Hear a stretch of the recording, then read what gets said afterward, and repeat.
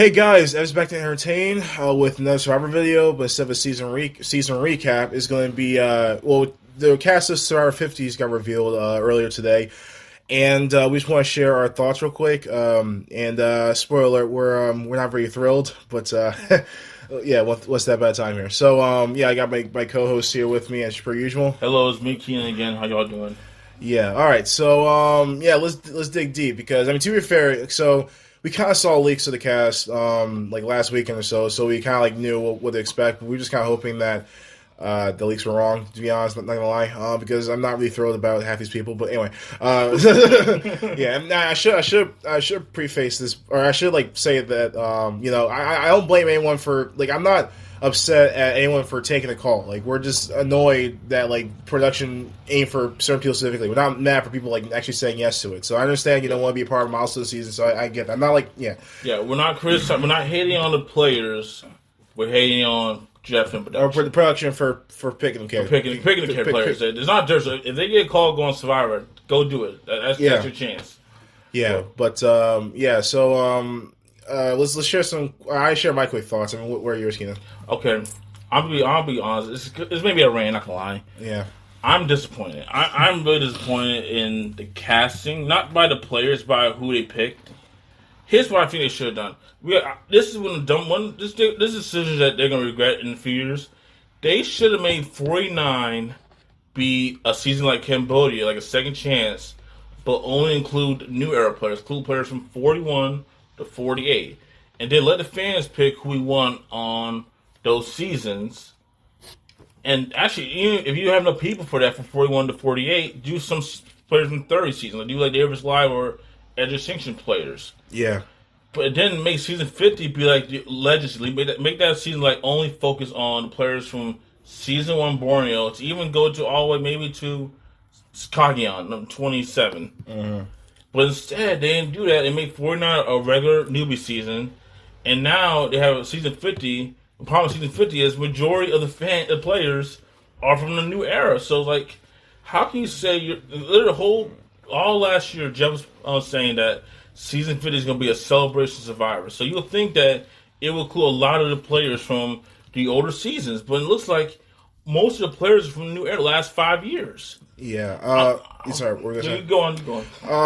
That was kind of my issue too. I feel like this is such a weird hodgepodge of it just seems so okay. So, like Keenan said, I expect this cast to celebrate all parts of the Survivor's history, right? So I expect older people, I expect some newer people. The problem is just half the cast is half the cast is specifically from.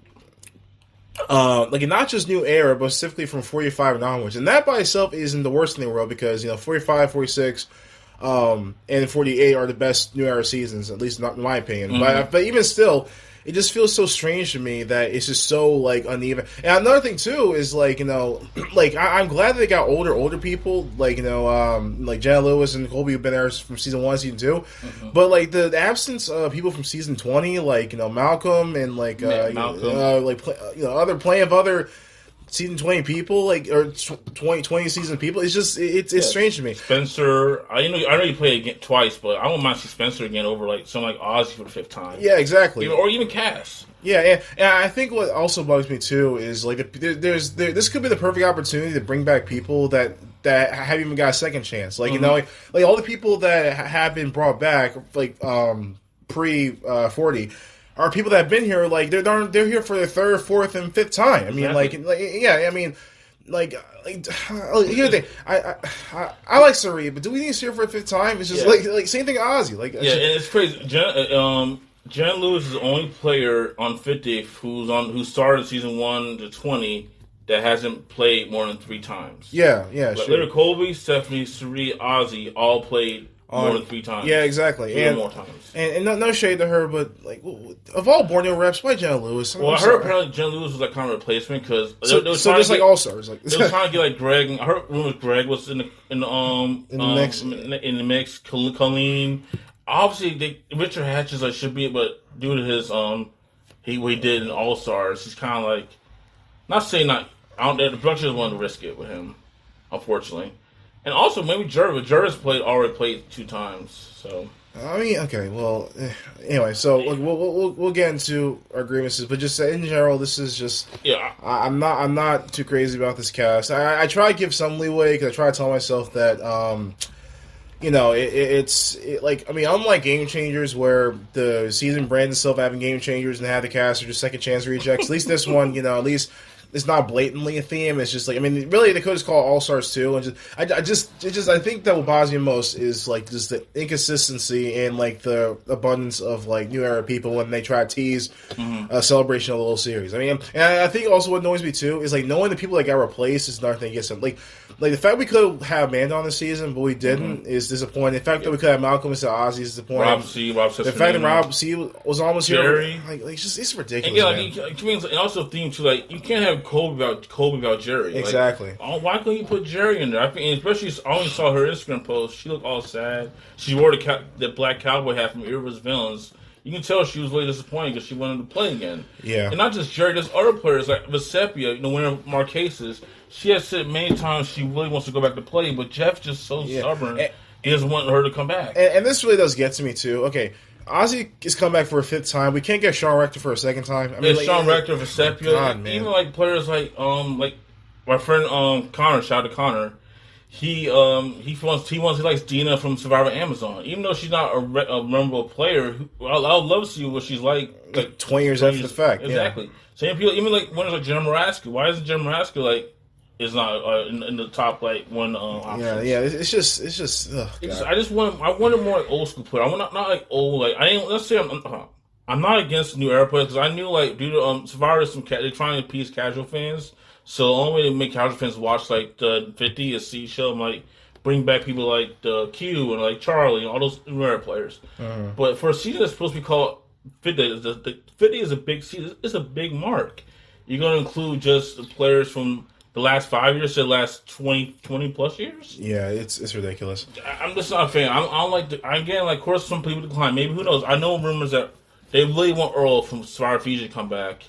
But Earl is busy. Earl just can't. He just doesn't have time to do it. That's totally fine. I understand that. I know.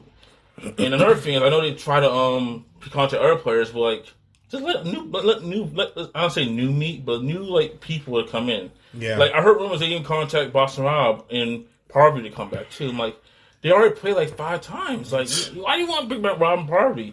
I bet you could probably contact Sandra and Tony. Those players are nice to see, but they already finished their Survivor journey. Yeah, their arc is done. That's kind of why I'm bothered by Sari coming back. And God bless her. I really do enjoy her, but I love Sari. Yeah.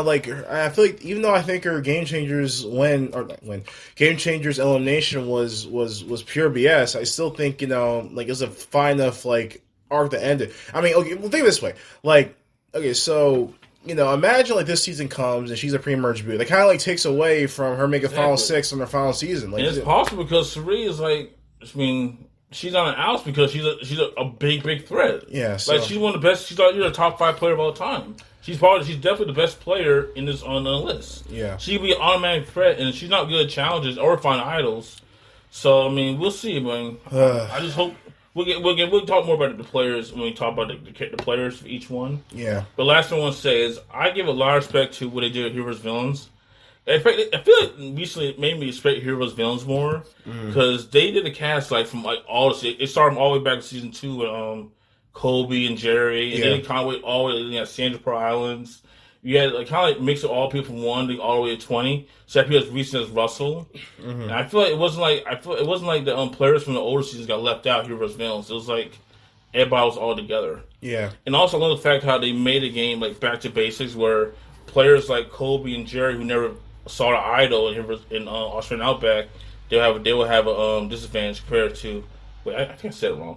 Darn it, messed up. I get what you're saying. Yeah, you're saying how Heroes vs. Villains. All there really was idols, and I mean, granted, to be fair, in that time, the Survivor didn't have advantages or anything like that. But even still, there weren't any swaps, Island or anything like that. It was just, I mean, the only really other than idols, the only real twist was double elimination. It wasn't even on Exile Island too. Yeah, but and also islands aren't really very complicated. But just go find an idol. Yeah, not you just some code you got to memorize, or you have to memorize from last 2 seasons. All right, let's get into the cast. So, okay, let's do this. All right. So we're going to talk about each player, about a little about them and how you think they're gonna do. Yeah. Let's start. We're gonna do in chronological order by appearance. Yeah. We're gonna start off with the only OG Borneo player on 50, Jen Lewis, who she was a decent player, and it was again season 1 was a long time ago. Like the game was so involved. Yeah. But she made a immersion on the first season. You gotta give her props for that. And then she came back in All Stars, which she's okay in All Stars. I was kind of frustrated why she didn't go after Rob and Amber in All Stars, especially when she had Rupert and we worked together and vote him out. Yeah. But yeah, she's an interesting player. She hasn't been on Survivor in a long time, so I haven't heard from her in like almost 5-6 years. I was kind of harsh on her earlier, but I am a little bit interested to see how she'll play. 20 years after 21 years since All Stars. So All Stars 20 years. Yeah, no, that's a great. Because I'm thinking because the biggest gap from Winners of War to for winners was Ethan and Amber playing All Stars and Winners of War. That was like 16 years, but for Jen it's gonna be 20 years. That's crazy. That's crazy. Yeah, she's definitely a different person like 20 years ago. Yeah, and that by itself was an interesting concept, but I'm not really biggest fan of her. Borneo, she was all right. All Stars, she was kind of annoying. So I don't know, just yeah, she was a little annoying All Stars. But I think that makes her an interesting character. I think one thing about her is in All Stars, she was one of the only people that targeted winners. Like she was the whole emphasis in like pretty much All Stars was Jen's like, hey, these winners like Ethan, Tina, Rich, they all had their chance. Now it's our turn to win the season. Yeah. So that she targeted Tina first boot, and she almost targeted Ethan too. Yeah. So we'll see, because especially when Dee and Kyle are on the season, they're the only winners. If Jenna is on tribe with one of them, she's definitely going to target. She's probably going to use that as like a disadvantage for them, saying, "Hey, they won the season. We need to get rid of them." Yeah. So how you think she's going to do in season 50? I really don't know. The cynical side of me is saying she's gonna be a pre-merge boot, but I don't know. I'm not even trying to disrespect her. I just this probably kind of feel like she will be, but I don't know. I think either she'll be a pre-merge boot or she'll make it far because she hasn't played in so long, so people won't think she's target. I don't know. I feel like she may be like Kelly Wigglesworth and Cambodia, where she hasn't played for a long time. She's just there, and they won't really give her an edit. Mm-hmm. But yeah, we'll see. All right, we'll see how Jenna does. All right, next one we have is Colby. Well, the guy probably one of the popular players ever on Survivor, especially in the early 2000s. Yeah. Again, like Jeff said, people were naming their dogs Colby back then. It's been interesting. Colby's good because Colby hasn't played. Unlike Jenna, he played 15 years ago in Heroes Villains, and he was just not the same player. Like I think everybody can agree that Colby in Heroes Villains was kind of quote unquote washed. Yeah. And it's kind of shame because he was such a legend, like especially in Australian Outback, winning like 8 straight challenges. Yeah. And he just didn't have fun. He didn't have fun there. And he made fifth, finished fifth. He was last hero. But I think it was mainly due to the fact he wasn't as big of a threat compared to like people like JT and Amanda and Rupert. Yeah. So my biggest concern about Colby is not really the most social player out there. Mm-hmm. I'm just wondering how he's going to react with these like quote unquote these new era these like young people in 50. Yeah. Because that's going to be his weakness because if he says something bad, he's gonna get voted out instantly. Yeah, I am actually anticipating Colby being back. I think part of it is because I remember I don't know where I saw a comment on the YouTube video. This like years ago. It was saying how like in some interview Colby was he's like more he felt he was more prepared for like a future callback compared to Heroes vs. Villains. So like I feel like I'm more interested to see how he's going to be this. And again, like it's kind of like with Jenna, where he hasn't played like 15 years, and he's been married since then. He's he's in a different place in life compared to how he was like back then. So I am interested in seeing come back. And again, I do think it is cool to have someone from seasons like in a way Colby's kind of been there. But all the major like kind of like eras as Robert, he came. He was like in the beginning. Then when like the kind of shift to like strategy, I guess you would say, Heroes vs. Villains, like that he was like during that, and now he's in a new era. Like I don't know, I feel like he's kind of like had bits and pieces of this in that way. But he's probably arguing with him is really probably the most popular players on Survivor. Like, so I guess a lot of people are gonna definitely watch because of Colby.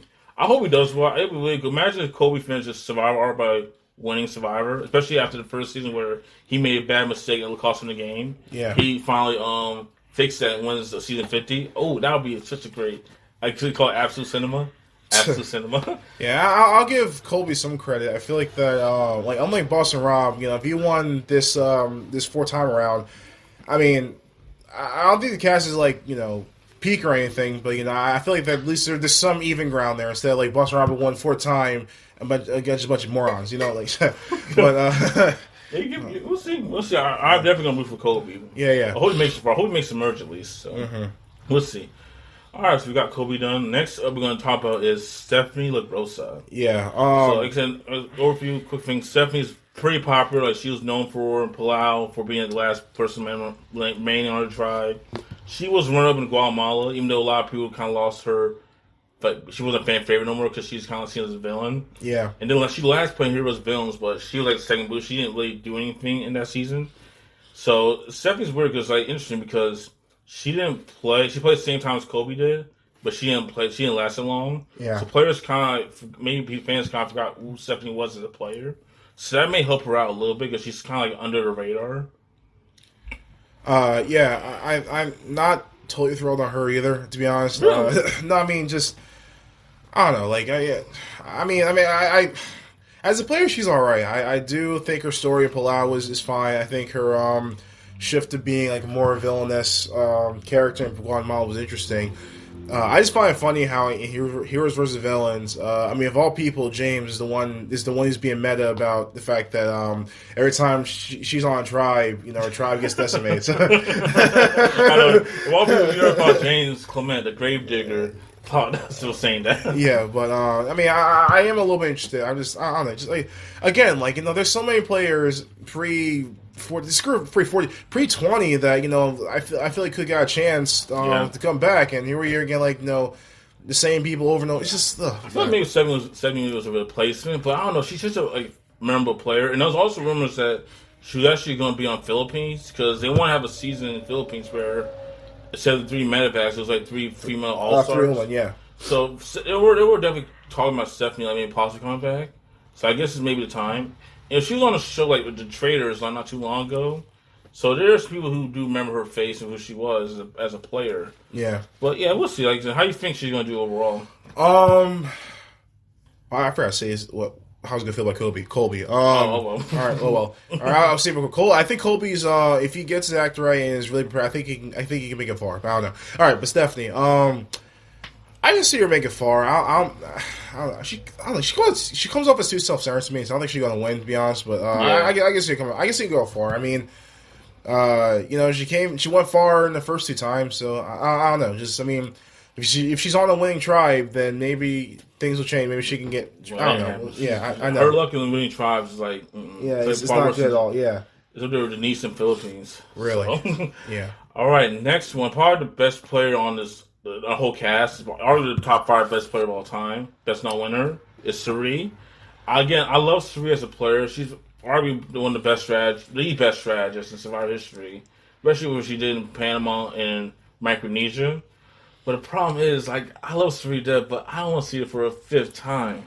Like, I feel like she kind of completed her Survivor. Evan mentioned earlier, she completed her Survivor arc on the Game Changers. And I feel like that her coming back again is going to make her a huge threat. Yeah. And she may become a pre-merge, because that's kind of going to ruin her legacy, in my opinion. Yeah, that's exactly how I feel. I like her as a person. I like her as a player, but I do not she surprised me and makes it far. Heck, if she surprised me and wins, that'd be great. But again, I feel like that. I feel there's gonna be a high chance that she ends up being pre-merge boot, and then the arc that she had before is just kind of diminished a bit. It's gonna be devastating. Because honestly, I was even scared to see her back in Game Changers. Yeah, but I was happy that she made it far, even though she totally got screwed. But we'll get to Game Changers another time. Yeah. So yeah, but we'll see. Suri is one thing about Suri. Suri knows how to play the game. I mean, she's a top 5 player of all time. Yeah. She knows how to maneuver, how to use people, and even blindside people. So I do have faith in Suri has the ability to make it far by who she is. And another thing too, she did benefit in Game Changers by not going to Tribal Council to the merge. Yeah. But no, the same thing can happen in New Era. And one thing about Suri's like I said, Suri's good at making moves. With this New Era, which is all about big shifts and big moves, like Jeff calls it, I think Suri can definitely benefit especially in this time period where Survivor is more about all-time strategy than like endurance. Yeah. So again, I'm going to totally root for Suri. I think everybody's going to root for Suri because Suri's probably the most beloved player in Survivor history. So I hope if she wins, that'll be awesome. Even though it would be like memes like kind of like Rob did. Rob won like 4 times. Rob 4 times to win. It takes 35 times. But you know, it'll feel awesome. I really do. It really would. All right. Anything else you have to say? No, I'm just. I pretty much said what I gotta say. I hope for the best for. Oh yeah, where I think she's gonna be. I think she's. I hope she goes far, but I wouldn't be surprised if she be pre-merge debut. I'm not gonna lie. I mean, again, it's really hard to tell like, like how like I think if she doesn't change her strategy in some way, I honestly think she could be a pre-merge debut. But if she adjusts some things, like I don't know, either find the idol or really solidify herself in the majority throughout the entire game or something, I think she can go far again. But I don't know, it's hard to tell like where I think her placement would be. We'll see. I think everybody's definitely gonna root for Serena. Everybody hopes she wins. If she does win, oh my goodness, what a way to she's gonna push Rob ahead of like best player. Yeah. Anyway, you don't care, don't you? Not really. Anyway, go on. All right. Next up is Ozzy. Like same thing. Ozzy is pretty iconic too. He won a lot of challenges and. That's just again. Hang on first. Okay. Yeah, you go. I know. I'm a broken record. I really am. I'm so tired of this dude. Like, at least with Suri, like, okay, no, I'm not even like comparing anyone. Just think like Ozzy, like, I mean, just like what was the benefit of bringing back for 5th time? Like, you know, like he has the same, he does the same strategy over and over. Just that's what Ozzy. He doesn't make any changes to his game. Like his game is literally kind of like he's basically Rob without no strategy. Pretty much, yeah. He basically all he does. I'm the food supplier. I'm gonna give y'all food. You don't vote me out because you don't got enough food. Yeah. And then in the merge, he either wins mini challenges, make it far, or then he comes like the 2nd or 3rd jury member because he's a threat because he wins challenges. Exactly. So we'll see again. Like now we talk about we hope that maybe like Kobe or even like Jen are different. Maybe Ozzy is actually different. He actually realized, you know, I actually do got to have some strategy to win Survivor. Yeah. And one thing with Ozzy's good at challenges, especially these challenges now, which are like basically like terrible now. Honestly, I ain't gonna sugarcoat it. He can definitely. I can see Ozzy win like a few challenges, even if he makes a merge. Yeah. Yeah. No. It's fun fact. So I think. Correct me if I'm wrong. I think Ozzy's the only 3+ time player to make the merge every time. Really? That's right. Yeah. Yeah. Mm-hmm. So I mean, so as far as placement, I mean, he could make it merge for 5th time again, but again, kind of sorry, it wouldn't really faze me if he's pre-merge, to be honest. But I mean, honestly, if he like carries this, kind of like does what Joe did in Edge of Extinction, where he, I can totally see like him carrying his tribe and then be like the first one out of the merge. Yeah, I can honestly see that, but maybe he's watched like Kobe was in Rivers Villains, and just not the same player. Yeah, and I just realized Ozzy and Surreal played for a 3rd time. 3rd time together, yeah. I don't know. That's funny. Who would have thought Ozzy played with Surreal more than anyone else? Yeah. Okay, we'll see. Who knows? We'll see. Because I don't know. Even though Ozzy was bitter that he got blindsided, Serene Micronesia, they kind of made them game changers. So who knows? Maybe those two can work together if they're on the same tribe. Yeah. All right. So I think you mentioned we already talked about Ozzy. How you think he's gonna do? Yeah. I think we'll go with him. All right. Next up, the Dragon Slayer, probably one of the best characters in our history, Coach. You want to go with Coach? You can go first. All right. Honestly, I'm interested in Coach because. Coach, you know, has a well-known, famous like character arc in Survivor where people picked on for being this quote-unquote warrior, dragon slayer, and playing with honor and integrity. I'm really curious. I think of all the players, I'm really curious how Coach is going to do because South Pacific is almost like 12, 13 years old. What, 2011? Yeah, 14 years. Yeah, so I know Coach has a family now. Who knows? Maybe Coach is a different person. We're not going to see his whole Dragon Slayer, this like whole mantra he has. Maybe he's going to have a different like side of it that maybe is a winning game. Because don't forget, his last appearance on Survivor, he was a runner. He almost a few votes away from winning the South Pacific. Yeah. So not only Coach can't make it far, he can find ways to make it far in the game. Yeah, I think that if he checks his ego out the door and doesn't like preach so much honor and integrity, I think he can. I really think he has a good shot of winning. Honestly, I think that I think he was very close to South Pacific. He never got his name written down the entire season. Really? Yeah, he never got his name written down in that season. I know that. Yeah. Yeah, no, I think that. But as far as playing placement for this season, I don't know. I honestly don't really see him as pre-merge boot, but like, I don't know. I can definitely see Coach making the merge. I think, like, I don't know, because I think the main reason why he was pre-merge boot in Heroes versus Villains was because he screwed over Rob, and then Sandra and Courtney got back at him pretty much. Yeah. So but I feel like that if he leads the charge like he did South Pacific, or doesn't have any stupid mistakes like that, he can make the merge again. So yeah. All right, yeah. So again, like I said, I think you talk about Coach. I think Coach is the same. I think Coach is definitely out of the players who played through season 1 through 20. I think Coach has the best chance to make it further. Yeah, I agree. Because I don't think his threat level is as high as like Colby, Serene, Ozzy. Yeah, for sure. So I mean, again, like same as Colby. If Coach wins, that'd be what a way to finish his Survivor arc by his whole Dragon Slayer and he ends up winning. Yeah, we'll see. All right, so that's all the players from season Borneo to Heroes Villains. Now we're going to like the new school players, which begins with Aubrey and Karan, which, again, I don't know why there's no players from the 20s season. Yeah. But we're going to go on to Aubrey. So yeah, I can go first if you like. Right, cool. I mean, I'm not as down about her compared to like Stephanie coming back or like other people coming back from pre-20. But I mean, I don't know, because like her stint in Edge of Extinction wasn't that great. But I am mildly. I'm fine with seeing her back. I'm not saying I'm not okay with it. I think she does bring something to the game. I think that I like how she's another all-star season around the Edge of Extinction. We had the 4 captains and newbies who just targeted her from the jump. Mm-hmm. As far as placement, I think that she's I don't know, maybe I feel like that. Okay, I can see her making the merge, but so either she's gonna make the merge but go out early, or she gonna overplay her hand and be like a late pre-merge. I can just see like one of those. Like, just she gonna go out in like the very middle of the season. That's what I'm trying to say. My concern with Aubrey is her game has gotten worse for each time she played. Koran, she's one of the best players, and a lot of people even argue she should have won. Even though I still think Michelle was a better winner. And she her game kind of dipped too in Game Changers. I think she got a purple edit too. I haven't watched Game Changers in a while. Yeah, it's a horrible season. Yeah, and then she was a pre-merge boot on Edge of Extinction. So another horrible season. Her season getting worse from each time. So now, by the way, never mind. So we'll see how Aubrey does. Maybe she does change her game. I think you're right. She will benefit off no Edge of Extinction. Well, as of right now, I don't think Edge of Extinction is on. Yeah, just saying. We'll see. I think she's gonna be a little bit under the radar because I don't think she's as big of a threat compared to the other like older players. Yeah. So I think Aubrey is gonna make the merge. I think that's who she is. She usually doesn't really have bad stints, especially unless it's Edge of Extinction. So the main thing about her is like making it to the end because I feel like in the merge she maybe views a threat, a strategic threat, and then gets voted out for it. Yeah. So we'll see. I mean, I'm not too mad about Aubrey. I just hope that she plays better because I don't want her game to get worse and like not even like barely make the pre-merge. Yeah, for sure.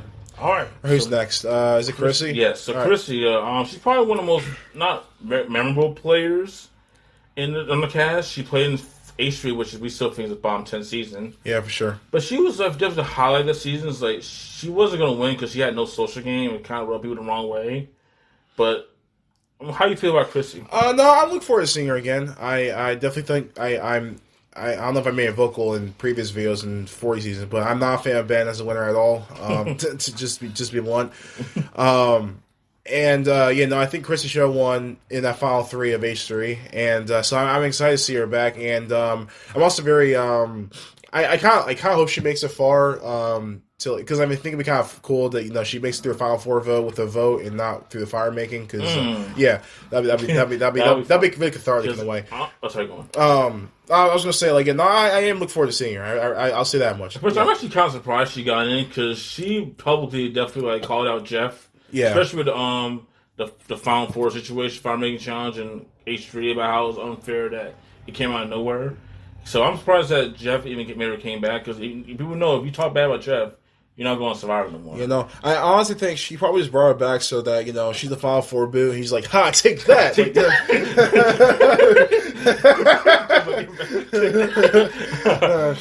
Food once, shame on you. He's like, that's my get back. It won't surprise me, I guess. Well, I hope he'll vote for no fire making challenge. So we'll see. Yeah. As far as placement, I don't really see a reason why she would. I mean, unless she has like a massive flame out or something, which she seems smart, so I don't think she would. I don't see her being a pre-merge boot, to be honest. I think she's like definitely gonna make the merge for sure. Because like I mean, she's really. I mean, she did well at challenges, but she's like a major threat or anything. So I can see Chrissy. I mean, as long as she doesn't overplay her hand and be on the bottom early, I think she can make. I think she definitely make it to the merge. Right, here's my scorching hot take. I think Chrissy's gonna win 50. I can kind of see that. I think people don't remember H3. H3's not a well beloved season. Yeah, and Chrissy's not as a big of a threat compared to the other players. I think she can make them pre-merge. She's pretty good. She has to go. She's good working with alliance and people. Yeah, and she won 4 challenges. People forgot she won 4 challenges. She tied with like a lot of some female players winning 4 challenges. She's good at challenges. Yeah, if she plays the cards right and she makes it far, I think Chrissy could win 50. Yeah. So, all right, that's all I have for Chrissy. Now let's do Davis Live reps. Let's start with. I'm trying to think, because in the video it was first Christian, then it don't matter. It don't matter. All right, let's do the famous girl who got up and asked Nally for a jacket. Yeah, so Angelina, freaking calls. Anyway, Angelina. Yeah, so I think she's entertaining. Yeah, no, I mean I'm fine with her being back. Me too. I'm kind of fine too. I mean, we're not going to talk too much about these like newer players. They played recently.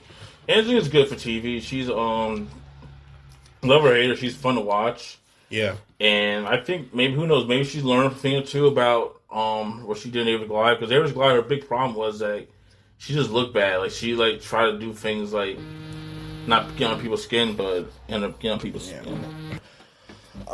Yeah, so Angela, I mean, I it's interesting with Angela because I feel like that she's one of those players where the first time you watch David vs. Goliath, she's like kind of annoying, but the second time you watch her, you just kind of like she's kind of like Coach, where like if you don't take her seriously, then she's like a lot more fun to watch. Like if you do take her seriously, she's like just that's every Survivor like class clown like round table, like not coaching Angelina, but Philip, Shane. Even Q and Carolyn, yeah, like every comic relief character, yeah.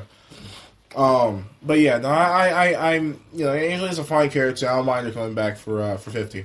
All right, awesome, me too. I think placement wise, I think Angelina. I mean, she did pretty good job, like staying under the radar in the pre-merge. I can see Angelina make the merge because I don't think she's gonna be viewed as a big threat, but she is kind of seen as a comic relief. Yeah, I personally think like what's gonna happen is like she's gonna be kind of like Philip and Caramel, where she wants to try so hard to like assume power or like lead the charge of alliance, and she'll probably be like so like have her like what's the word, like she's like, because like when I watch her Day of July, she comes off as very like unself-aware, so like, I feel like they're self-unaware. So I feel like she wanted, like, she will see herself as a big strategist, but like no one will take her seriously. So like, I feel like that she may like make the merge, but like be booed out early because she's annoying. I don't know, it's just something. I see what you're saying. I do, as a good comparison, I can totally see that because I think what happened was from Caramel and Philip tried to play like Rob.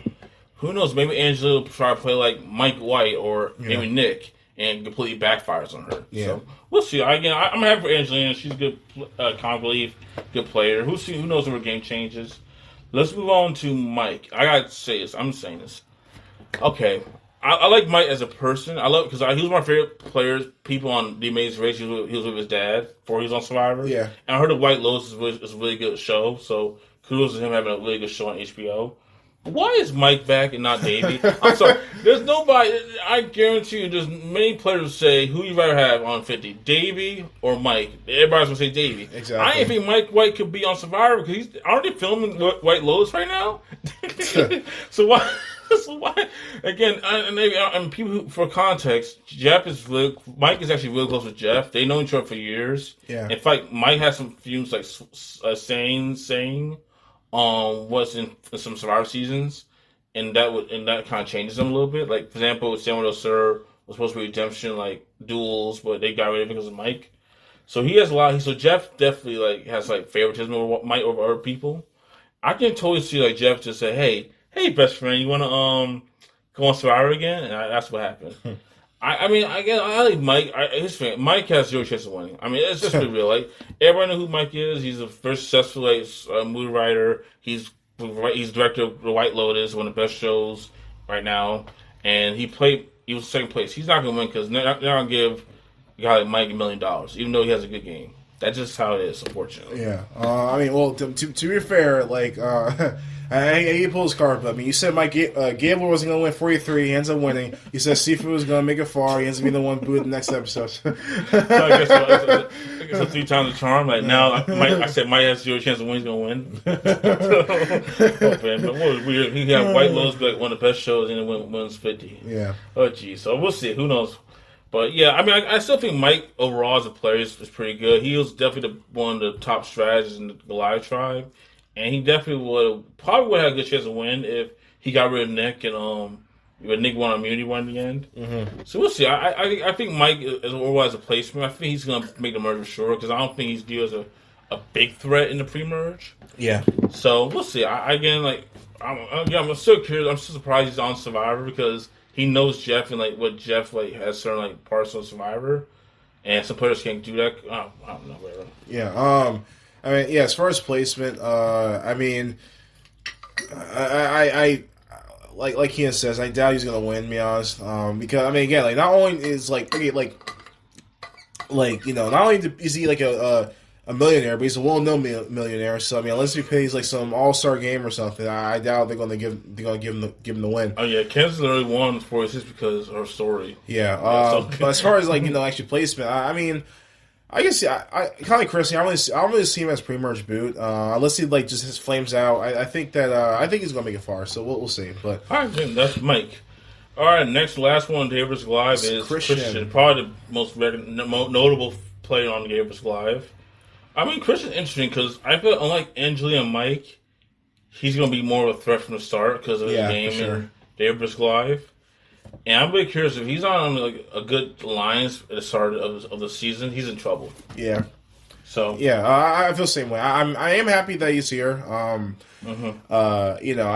liked him Davis Goliath, and now as far as winning, I really like. I mean, I really got to wonder like what's the probability of him? Because I think the main reason why he was such a quick target in the merge for Dave versus Goliath was because of his likability and because of his smarts or whatever. Mm-hmm. So like unless like hypothetically if he pulls a Tony and tries to find ways to shield himself or to downplay his strengths in some way, I can see him winning, honestly. I really think I can see him making it far, but if he doesn't find a way to shield or trick everyone to like to think he's not the same as before, then I'll be honest, I think he could be a pre-merge boot if he, like, what I'm trying to say is, like, kind of like, I forgot who I said this with. I think it was with Suri earlier. Like, if he used the same strategy he did for his last season, then he's definitely going to be a pre-merge boot. Unless they win all challenges, he has that label on him as being a threat. He's pretty much going to be Rob C for All-Star, pretty much. But if he doesn't change, if he does change his strategy and finds a way to either wins all challenges or he's trying to win the challenges and he shields himself in some way, or like finds a way to change the perception, then I can see him going far, potentially winning. I really can see it. Again, I like Christian, so I'll be happy he wins. So yeah. If he does win, that'd be a nice story for the Davis Live. Yeah. Christian, yeah. We have a soft spot because he teaches at does he teach at FAMU? He teaches at Florida State and FAMU.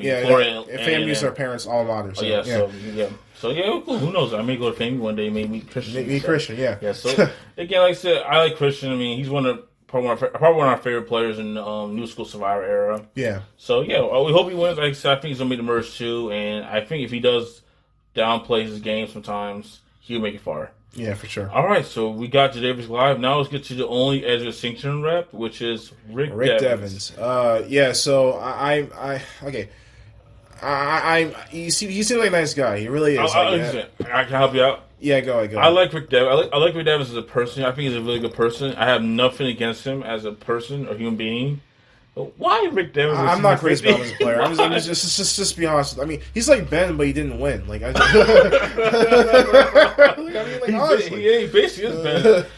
Also, let's be real. We probably don't like Rick Devens as a player because I hate Edit Singleton. I think Edit Singleton is arguably probably is honestly up there with worst, probably bottom 3. Yeah, it's a horrible season. Because honestly, again, like we said before, like literally, like after Chris gets voted out and then he comes back and wins it, the whole season's filler. Yeah, nothing ever happens unless you exactly. Like I just don't understand how a season where like 9% of it is filler can be. Because I think it's kind of toned down recently. But there's like one period of time where like a lot of fans are like Edge is an underrated gem. I'm like, how that makes no freaking sense. Like the season, like 90% of it literally does not matter. Like you can skip, like you can see Chris boot episode 3, skip to the finale, you're pretty much not missing anything. Like exactly. Honestly, yeah, because people say, "Oh, right, he won because he was on the edge." Yeah, like how's an underrated gem? I don't understand it, but no.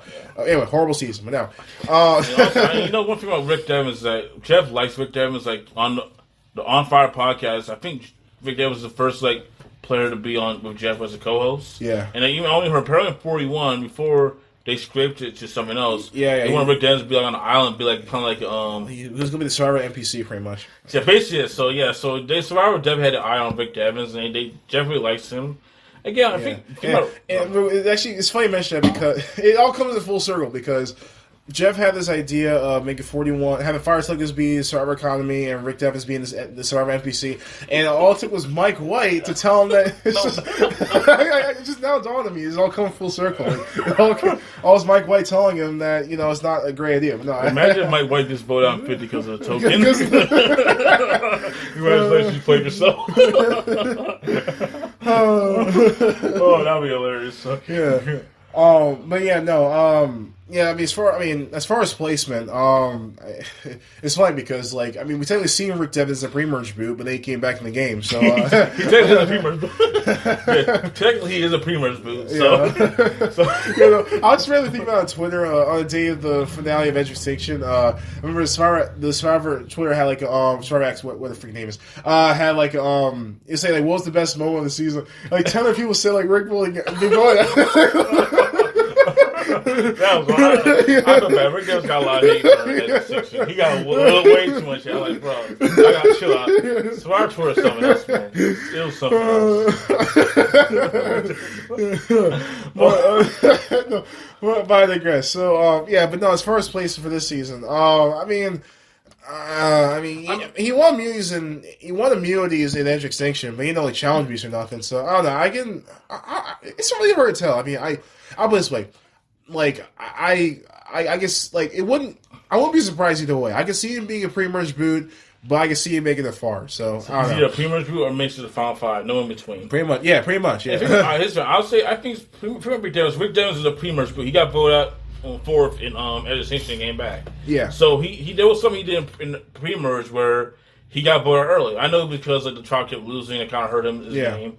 But he is a pre-merge boot, so he needs to maybe change his game. If he doesn't change his game up, he's going to be a pre-merge boot once again without no help from Edge Extinction. Yeah, for sure. But I do agree with you. I think he could make it far because he could go on a immunity run, or he also is a very likable guy, so people will work with him. Yeah, for sure. So we'll see. Again, I'm not hating Rick Devens as a person. I kind of maybe hate him as a player because of Edge Extinction.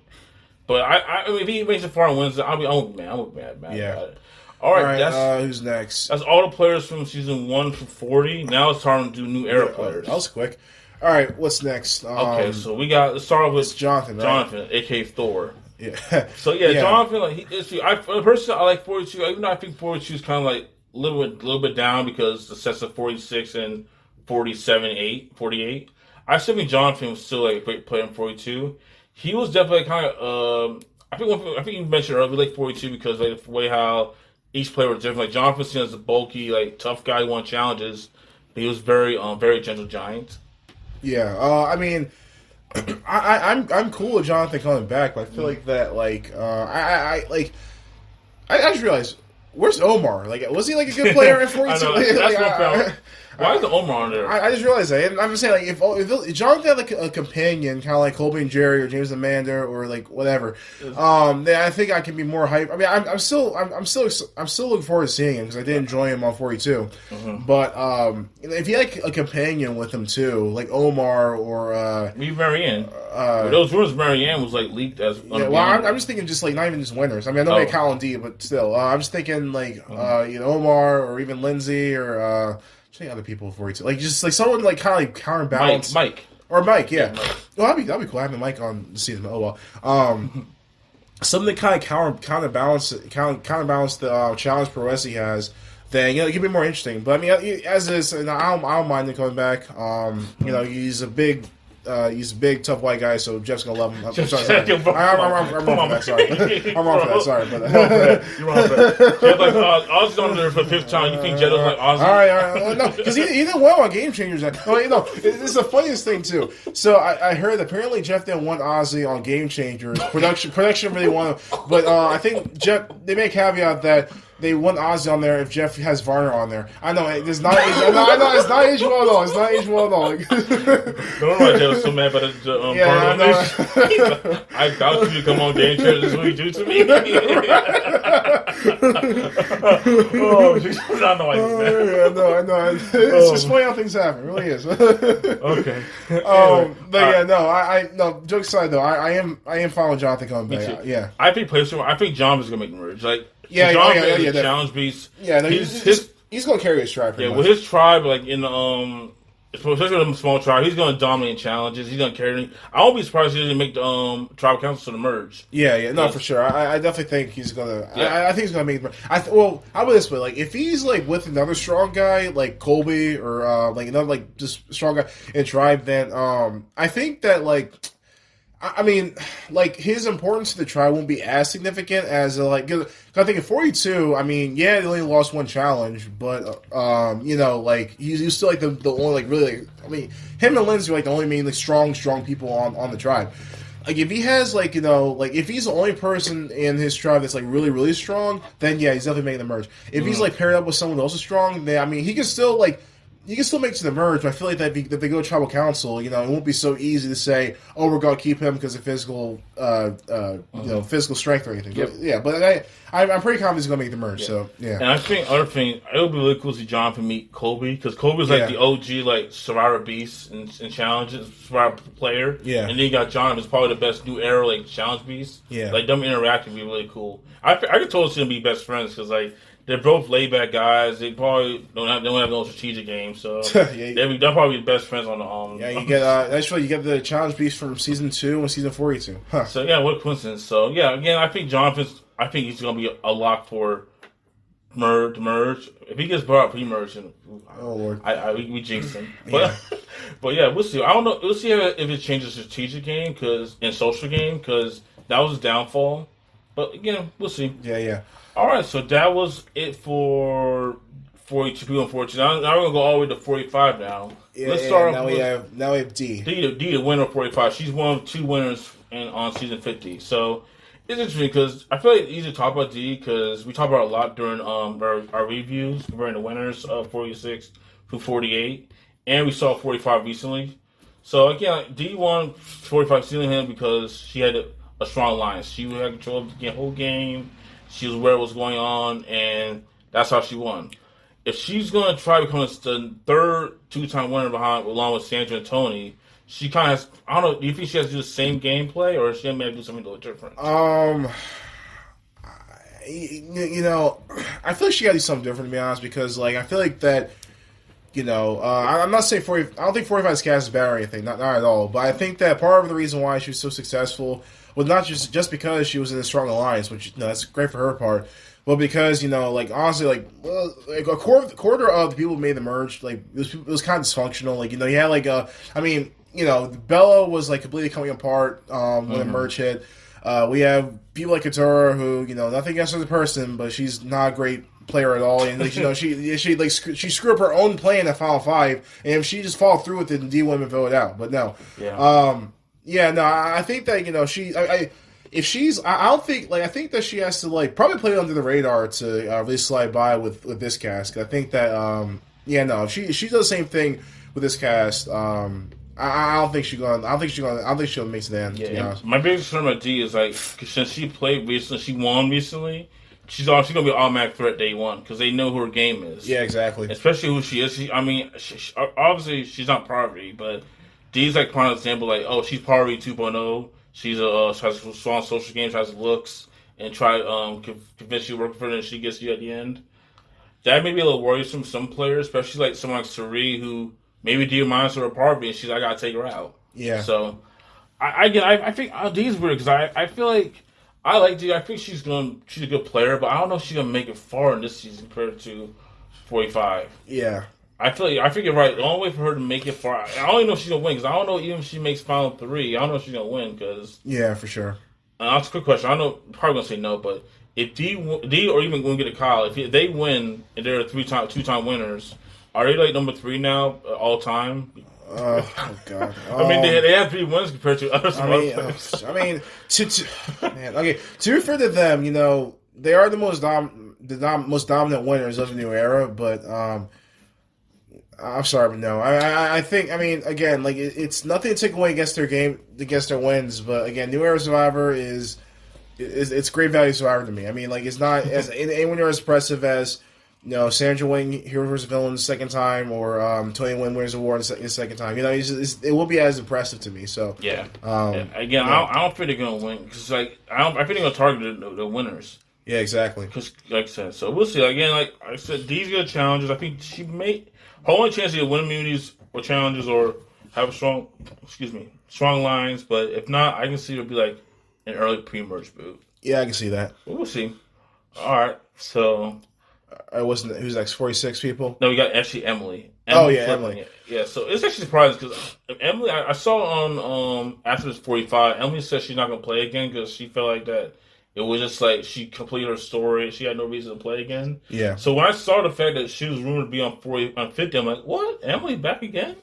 She has a good story. I think she has probably one of the best arcs in 45 where she almost literally got canceled on the first episode. People really trying to cancel her because she's hating on Caleb I'll never forget this. I will never forget literally the night of the first episode. There was like a Reddit post said Emily has like implicit bias or something. And that post had like 1,000 likes or 1,000 upvotes. It was like, the poor girl just started the game. She already being accused of racist. Yeah, no, she racist. And I love the fact that throughout the show, she kind of like gotten better as a social game, especially help with Caleb and her other alliance members. And she made it far and she made it merge, but then her downfall was she made a big move with Idas and blindsided Bruce. And everybody realized, oh, Emily's a threat. We need to vote her out, and that lets her vote out. Yeah, exactly. So I constantly want to do Jonathan. I think that her return. I mean, it's a little bit different because Dee's back, but I think that her return a little bit more elevated. She had like Caleb back because like. Imagine having the last 2 Lulu there. That'd be like an interesting dynamic there. Mm-hmm. But I think that.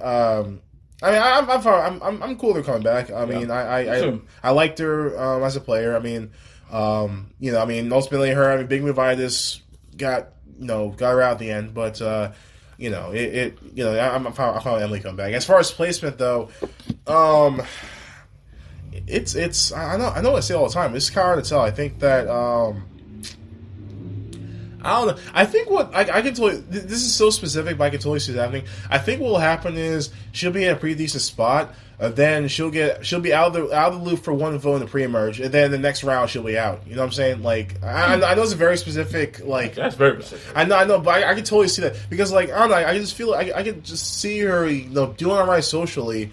And then, like, as soon as she lets the foot up, that's when she loses the game. I don't know. I know it's specific, but that's what I think may happen to her. I think you best explain what I was going to say about Emily. So we'll see. I'm really curious if Emily and Dee are on the same tribe, they're going to work together. Yeah, but it probably will. But we'll see. But it will be interesting to see how Emily does, especially after what she did in 45. Yeah, for sure. All right, let's talk about probably the best player in the new era. Oh yeah, for sure. Q, yes. I am so glad he's on the season. God, that's one of the few times I'm actually happy. Thank you, God. Thank God. I know Jeff said he even said in 46 that he loves Q, and he said he's going to do. He will definitely want Q to come back, and if only fan Q comes back 50. So yeah, thank God. Yes, he literally saved 40. He literally saved new era. He literally made new era watchable for once. I'm telling you. I don't care if nobody says he's not a strategic game or he was fun. He made Survivor fun again. Yeah, for sure. Okay, regarding Q, like I said, obviously 46, he was definitely kind of more common. He was kind of hilariously trying to be he was over the top in strategy, and that kind of led to his downfall because he kind of rubbed people especially Tiffany, Kenzie, his whole alliance the wrong way. Yeah, and that led to him become on the bottom of the merge. Thanks for help from Marie, he kind of survived through tribal councils, but his downfall was near he got brought up out of his pocket, everybody in 46. Yeah. So how do you think Q is going to do? What do you think Q could do to change his game 46 or 50? Yeah. Shoot. I mean, it's okay. So I think Q's game is kind of emblematic of 46 in a way because, like, he was in a pretty strong, even despite the fact that Yanni was losing a lot, he was in a pretty strong position, and then he completely imploded at the 7th blowdown, and then that he was in the bottom, he was in a really strong position, and then he really threw in the towel, and then he was pretty much at the bottom he was pretty much like the decoy vote for the next few rounds. So, I mean, I think that if he just maintains that whole the power thing that he's having for most of the game, but doesn't just throw in the towel like once his ally throw the bus, I think he can make it pretty far. I mean, he made it far for first time too. But I think if he just gets his head in the game and doesn't get all wishy-washy, I can see him going far. I mean, I think he's strong enough to not be a pre-merge boot. As long as he doesn't do anything stupid, then yeah. Yeah, I think one thing he was learned is like if you can't get what you want in the vote, you just gotta say okay. Because I think what his downfall was he was mad at the fact he couldn't get the Tiffany vote out. So then he said, no, if I can get what I want, I'm gonna vote myself out. So that's basically what happened. That's why everybody got mad about it. So we'll see. If also another thing, I think maybe Q should do what we talk about D. He should kind of lay low, like even though be like Tony was, where Tony was like a goofball. He messed around in pre-merge, but then when the merge started, he got more serious. I think Q's going to do the same thing because Q, if his personality and who he is, he's going to be seen as a threat day one. Yeah. If he lowers his threat level early on, like not cause too much havoc, just say yes, I'll do the vote. I can see Q make the merge. I can see him make it far. Yeah, for sure. Because we'll see. It's going to be definitely tougher competition because I love 46, but let's be real, the cast wasn't the best strategist on Survivor. Oh, yeah. Right. That's why I was entertaining because the cast of the dumpster. I mean, strategically, the cast made so many horrible decisions, but the characters really carry the season. I mean, 4 straight people got voted out hours in the pocket. Yeah. No, strategically, the season's not that good at all, but like. This is Aragabone, new Aragabone. New Aragabone, yeah. All right, yeah. Placement wise, what do you think Q's going to be? Yeah, I already said. Like, I think he's going to make it far. I mean, if he gets that together, I think he's going to make. Yeah. I hope he makes it far because Q, if he's on TV, he's good TV. Like, yeah, for sure. If he makes like final 3, he's going to make 4. He's going to be a top tier season. Yeah. And honestly, if he wins best season new era, it's not even close. It's not even close. Oh yeah. Okay, so that's all for Q. Next, what we're going to do is Tiffany. So Tiffany's interesting because obviously she's in 46. She was part of the big lines with Q. She was Kenzie's #1 ally. Yeah. But unlike those two, she was kind of like more like not on the bottom, but she was like not quiet, but she was like under the radar. Yeah. I can really see. Kind of similar to talk about Chrissy. I can see Tiffany make it far because I don't think Tiffany is going to be viewed as a big threat compared to like the other new era players. Honestly, I think she's the most under the radar new era player on there. Yeah. I mean, as far as like her being on season, I'm cool with it. I like her as a player. She made it far first time. She definitely has some she has some game in her. You know what I'm saying? Like she no. I mean, she's one of the more competent strategists at 46 is what I'm trying to say. I mean, she's cool. But as far as like placement for the season, I mean, kind of like Chrissy, I think I only see how hypothetically she could be a pre-merge boot. She's fairly decent in challenges. She's good socially. I can see her. I get to see like at the very worst, I can see her like just being like early merge boot. But I definitely think she's going to make the merge regardless. Me too. I think Tiffany has a good shot winning because like she's definitely under the radar, and yeah, I think that's what offer Tiffany. Yeah. So. And I think what benefit her is that she doesn't have an idol. Because when she got an idol, she became a big instantly. Yeah, for sure. All right, so that's what I'm saying with Tiffany about her placement. Yeah, all right, next is Charlie. Charlie. Yeah. So Charlie's interesting because I think you both heard our review. I think Charlie should have won 46. I do too. I will get to that. We're going to ignore Maria right now. We'll get to Charlie. All right, I like Charlie as a player. Besides the whole Swifty thing, I actually like him as like person too. Yeah. But I think out of all the people in 46, I think Charlie's pretty the bigger threat. Yeah. And Tiffany. Because he was a season runner-up, and he had a really strong game, especially at the end. And since 46 almost a year ago, last year, people kind of remember him more from playing. I'm fine with Charlie coming back. I mean, as long as he isn't like obnoxious with Taylor Swift references, then Swifties are annoying. He's a cousin watching, man. Sorry. Yeah, no, man. Look, I'm biased because I dated Swiftie and she was crazy, but no, sorry. I'll cut that. Okay, but no. But no, jokes aside, as a player, I'm fine with him coming back, and I think he kind of like Tiffany. Or heck, even Q before he had Flame out. I think he's one of the more confident players at 46, and I definitely think he showed 146. No disrespect against Kenzie or nothing, but it really does sound bad. But honestly, if Charlie 146, it will easily be my favorite season. It's not even close. Yeah, not even close. That's not even close. Yeah, I mean, honestly, it will be cathartic for how chaotic that season was for like one of the better players to actually win the game. But instead, we get Maria having fragile ego. Basically, Survivor China, where all the crazy people want in China and top one. It was only Superman. Yeah. So placement-wise, I think Charlie's he's gonna be the merch store. He's very underrated challenges. I think he won some really good challenges in 46. I think that's gonna help play a part. He could win a few challenges and maybe make it far. Yeah. I don't know about winning because I think he may become a threat in like during the final 6, final 7. But we'll see. I mean, he was a threat in the final 6 as well in 46, but no pun intended. What? Yeah. I mean, he still found a way to win immunities. And I mean, he was kind of like he was benefited by the fact that Q and Maria were kind of at the forefront of like threat wise. But I think that I can see him like as far as placement. I can like he's definitely gonna be a threat going in, but I don't really see him as like. I think he's smart enough to like not be a pre-merge boot. I think he'll. Kind of like Tiffany. I think he'll make the merge. So yeah. All right, that's all we have for Charlie. Next up, we're done with 46 now. So now we're on the 47, which the only person there is going to be Genevieve. Yeah. Which I'm pretty happy for Genevieve. I mean, I thought maybe someone like Rachel or maybe even Sam may have a chance to get beyond her 50, but it's cool they picked Genevieve as the rep for that season. I like Genevieve. She's probably my favorite player in 47 because probably one of the best arcs we've seen in New Era where she's a player who realized, hey, I gotta be a villain regardless, and it is what it is, and I'm fine with that. If it hurts me, so be it. I'm not gonna play a game with emotions, and so we'll see how if she does it. She keeps playing like that in 50. How do you think James is gonna do? I mean, well, just as far as like thoughts of her being here, I mean, I kind of wish Andy was here to be honest, but okay, we're just going by like this same men and women ratio. I mean, I guess like Genevieve's fine, but I just thought Andy was more. If it was like a 47 rep, I would have picked Andy because I like this arc more of being pretty much bonding 2.0 in the first episode, and then actually be a combat strategist. But I mean, as far as the women people, I'm fine with Genevieve coming back.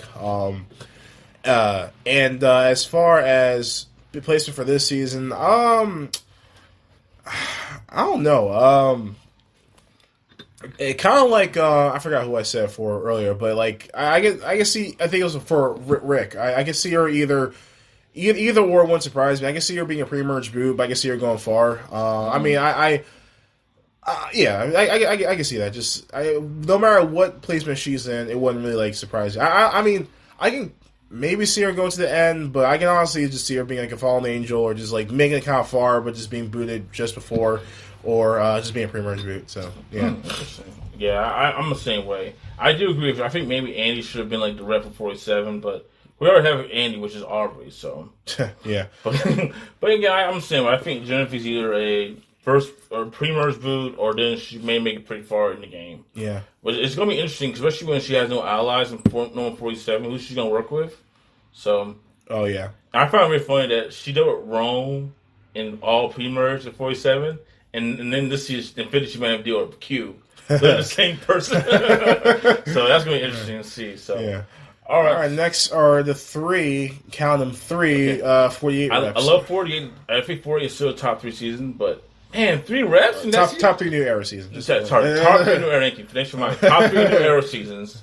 But 3 reps. I mean, That's jeez. I mean, I like 48, but man, they would Jeff would love that season. And I mean, I'm not totally thrilled on it either. I mean, to be fair, the 3 that are picked are probably my 3 favorites of that season. To be fair, but right. I mean, again, like the end game of 48. Say what you want about the game, but about the season, but end game of 48 was pretty stacked. But no, let's get to the winner, Kyle. Yeah, Kyle. So, we just talked about Kyle like yesterday. Yeah. Yeah. I mean, I like him as a person. I mean, I like him as a winner, but I'm not really sure how. Like, again, it just seems so weird. Just randomly have two recent winners. Compared in comparison to like 22 other players, or was it 24? Yeah, 22 other players. So again, it's just such a weird like just amalgamation of like different. I don't know, just the cast. I mean, honestly, like just doing this video, we aren't as sour about the cast as like we thought it would be. But honestly, just the way this is just laid out is just really strange to me. But no, but yeah, I mean, I'm really curious about Kyle because it's kind of similar to G. Kyle's gonna be for day one because he's a winner. Yeah. I don't think this season, especially with 50, I don't think they're gonna have a two-time winner in 50 yet. Oh yeah. We still if what happens if Kyle or D win week number 3? I just can't see that. I cannot see Kyle making as far as he did in 48. Yeah. The only way for Kyle to make it far is he just got laid low. He can't really do anything in the pre-merge. Yeah. Because he does, he's gonna be an automatic threat. He's automatically a threat regardless of whose tribe he's on. So yeah. I think so. I think Kyle, I'll either D or Kyle. I think Kyle maybe went the earliest boot because he just played recently. Like literally, the players who were on this cast, they just saw 48 just end like last week. Yeah. So they know what Kyle's game is like. So again, we'll see. I like Kyle. He's probably my second favorite winner. Probably one of my favorite players in the new era. But he has a lot. He's a big mountain to climb. Yeah. So, yeah. I mean, I'm kind of the same way as far as placement. I mean, I wanted to go far because I like him, but it wouldn't surprise me if he's pre-merged. Yeah, he's pre-merged. Yeah. Yeah. We'll see. Again, like who knows? Maybe Kyle will surprise a lot of people and actually wins. Imagine winning like 48 and then winning another season like 2 years later. 2 seasons later. That'd be crazy. What legend? With Survivor really back to back. Back to back. Well, Sandy did that in Pro Islands and pure villains. So. I would say like just years wise. I mean, he wins this season, then literally next year he wins another one. That's legendary stuff. Shoot, just casually going Survivor to win. Like, if I was in your shoes, like if I won a second time, I'd be like, that was easy. All right, yeah, I think that's pretty same for me, Kyle. I think Kyle, he's gonna fight for his life out there, but he's probably likely a pretty much boot. Yeah. All right, who's next? Camilla. So remember how we talked about how we wish Jerry was with Kobe and how we wish like Omar was with Jonathan? Yeah. This time Kyle has somebody. Camilla's with Kyle. So yeah, it'll be really fascinating how we do a tribe dynamic because if they're on the same tribe, that may be a problem for both of them. Yeah. Especially when people literally just saw their game and how they really ran the show in 48. Yeah. They can't do that. This is going to be weird because even though we're talking about Camilla, we're also going to include Kyle in it because they're kind of like a pair. They can't do that secret alliance in 50. They can't because there's no way people are going to say. Oh, yeah. Hey, they're just going to assume from the jump. Like, assume from the jump they're working together, and it get backwards. Remember when in Hero vs. Villains, Tom and Stephanie were on Palau. Yeah, and they literally targeted Stephanie because she was with Tom and Palau. So yeah.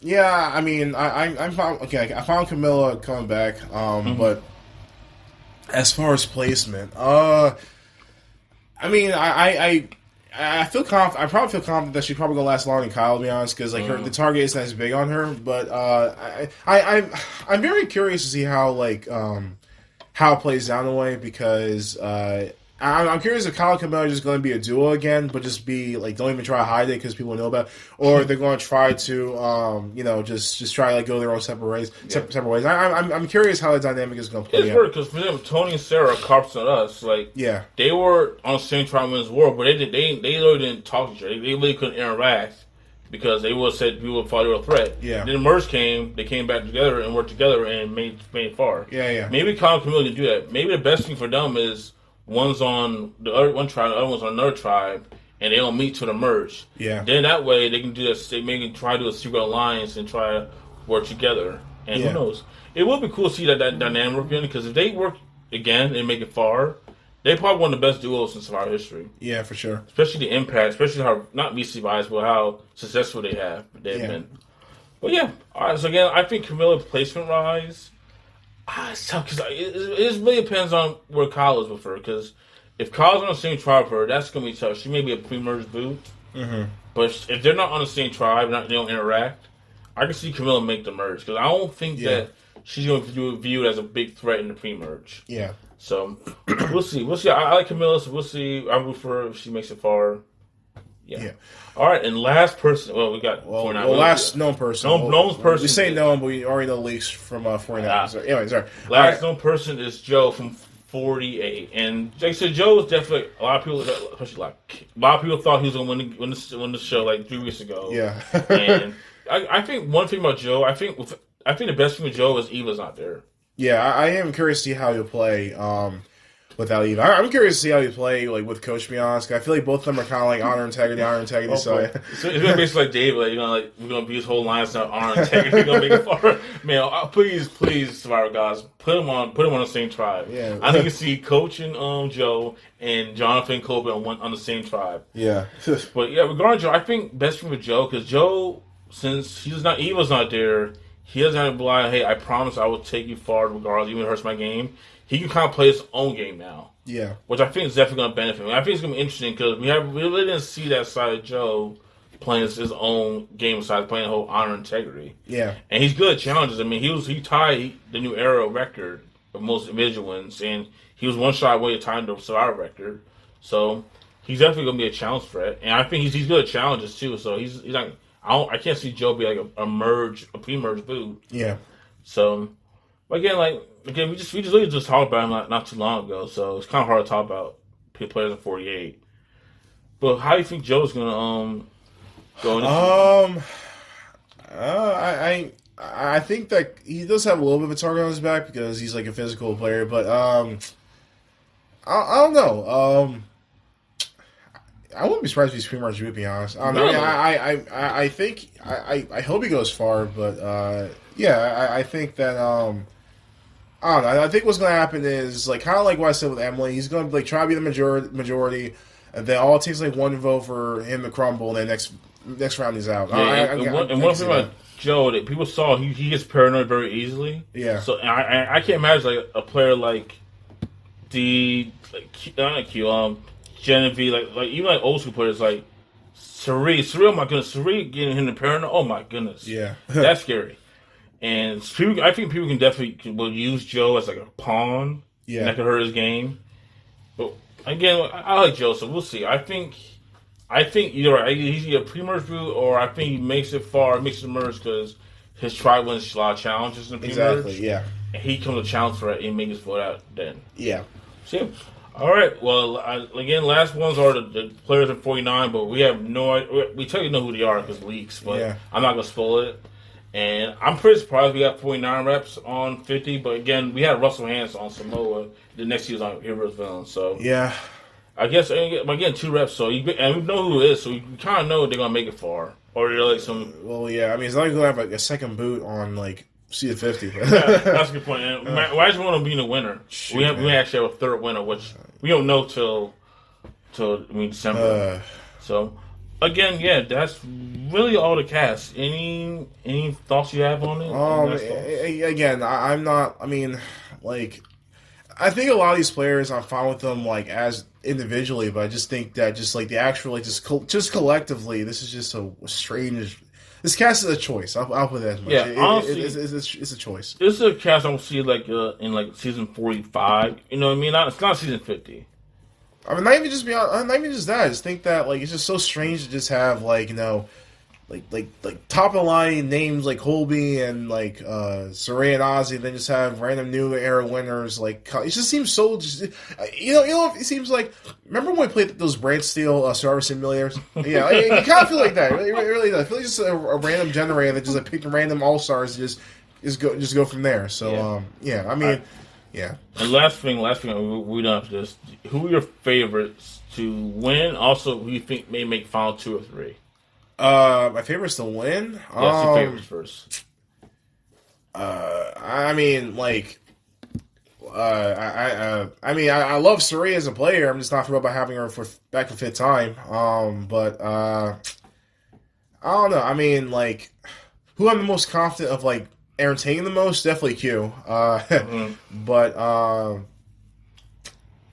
Okay, again, like Sari's my favorite player, like as an actual player, but I'm just not like thrilled, like seeing her back again. I mean, favorite. Who you think is going to be a favorite to win? Oh, to win. Yeah. I don't know. I think you made a pretty good argument that Chrissy has a good shot. And I'll tell you another one. I'm looking right now. I honestly maybe Emily. One thing I'm learning is like I think it's stretching it. Not gonna lie. His thing, Emily's not gonna be viewed as a threat. Is Emily and Tiffany are not gonna be viewed as threats in early on because they're not as big as people like DQ and Kyle and Charlie.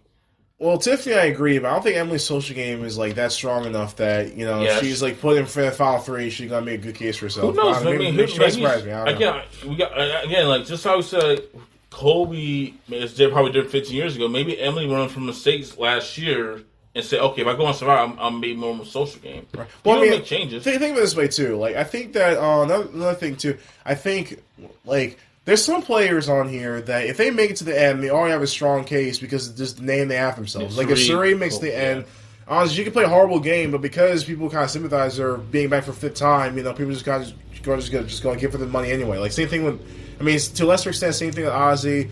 Probably same thing with Colby.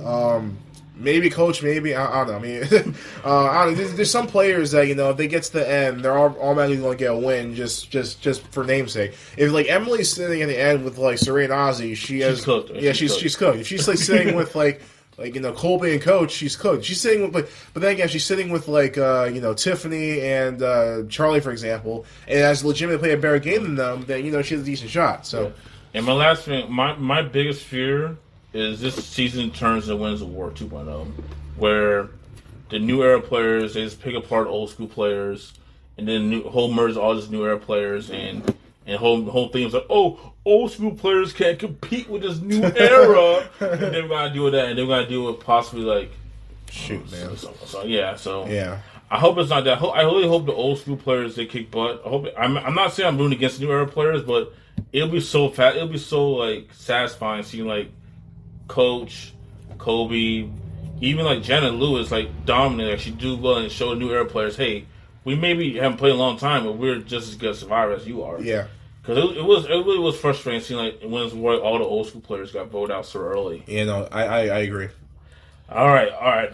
That's it. Wrap it up, man. All right, yeah. So that's our thoughts on the season 50 cast. Actually went a lot longer than I expected. Jesus. I thought it'd be like 45 minutes, but no. Yeah, okay. It's all good though. The longer the better. No, but yeah, it's an interesting cast. It's definitely a choice, but I guess we'll just see how it plays out. And yeah. Okay. Any more thoughts? That's really about it. Again, we're gonna talk more about it when it airs, and maybe after the 49 review. And when 49 review happens, we're gonna talk about like the two reps we're gonna be in 50 too. Yeah. So we'll see. I mean, I'm still gonna be optimistic because I will say this: expect the unexpected. Because I believe even though this cast maybe this is disappointing. I know we're going to certain players. It's not going to be the last All-Star season unless they want to cancel Survivor if it turns out really bad. Yeah. We're going to have like some more All-Star seasons, and we may have some of those reps we wanted to come back. I just realized that my graduation and the finale of 50 is going to be around the same time. Oh, well, we're going to miss your graduation, screw you. All right. I'm joking. Calm down. Yeah. All right. But yeah. But hope for the best 50, and yeah, that's it. I'm Ev here. I can't speak. I'm Ev here to entertain. I hope you all have a great day. Bye, everyone.